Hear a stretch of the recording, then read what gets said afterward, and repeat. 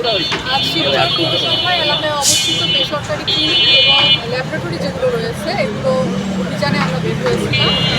ভিতরে তাদের যে পরিবেশ রয়েছে এবং যে চিকিৎসা ব্যবস্থা রয়েছে বেশ কিছু অনিয়ম পাওয়ার কারণে আমরা মোট 12টি প্রতিষ্ঠানকে জরিমানা করেছি, 2জনকে আমরা কারাদণ্ড প্রদান করেছি এবং সিলগালা করেছি 7টি প্রতিষ্ঠান। আপনাদের এই অভিযান অব্যাহত থাকবে? আমাদের আজকে যে অভিযানটা ছিল এটি মূলত শিবচর পৌরসভা ভিত্তিক ছিল। আমাদের প্রত্যেক মাসে এটি বিভিন্ন উপজেলায় এবং যে ইউনিয়নগুলো রয়েছে এগুলোকে পরিচালিত হবে। জেলা প্রশাসক স্যারের যে নির্দেশনা আছে সেই নির্দেশনা মোতাবেক সারা উপজেলাতে আসলে এই অভিযানটি এখন পরিচালিত হচ্ছে।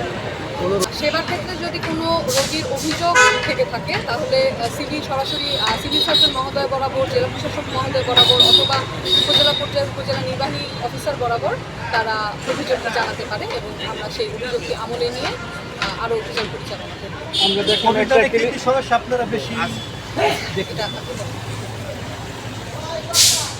অভিযানকালে আমরা দেখলাম যে বিভিন্ন ডায়াগনস্টিক সেন্টারে তাদের লাইসেন্সের সমস্যা, বিভিন্ন যে হাসপাতাল, প্রাইভেট যে হাসপাতালগুলো আছে সেখানে যে আবাসিক মেডিকেল অফিসার থাকার কথা সেখানে আমরা আবাসিক মেডিকেল অফিসারকে পাইনি। কিছু কিছু জায়গায় এমটি ল্যাব নেই, আর ডিপ্লোমা নার্স থাকার কথা সেই ডিপ্লোমা নার্স নেই এবং বিভিন্ন জায়গায় দেখা যাচ্ছে যে তারা যে ল্যাব প্যাথোলজি পরিচালনা করছে সেখানে যে নিয়ম থাকার কথা নিয়ম অনুযায়ী তারা সেটা পরিচালনা করছে না। যে নিয়ম আছে নিয়ম অনুযায়ী তাদের কাগজপত্র এবং অন্যান্য সব সঠিক পাওয়া গিয়েছে। অতি শীঘ্রই সেখানে টানিয়ে দেওয়া হবে।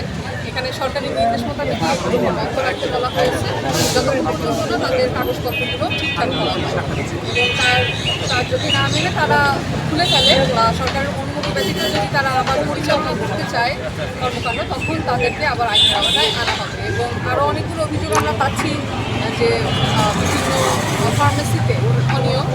আমরা আশা রাখছি যে এটা চলমান থাকলে এই সবগুলো সমস্যাকে আমরা অ্যাড্রেস করতে পারবো।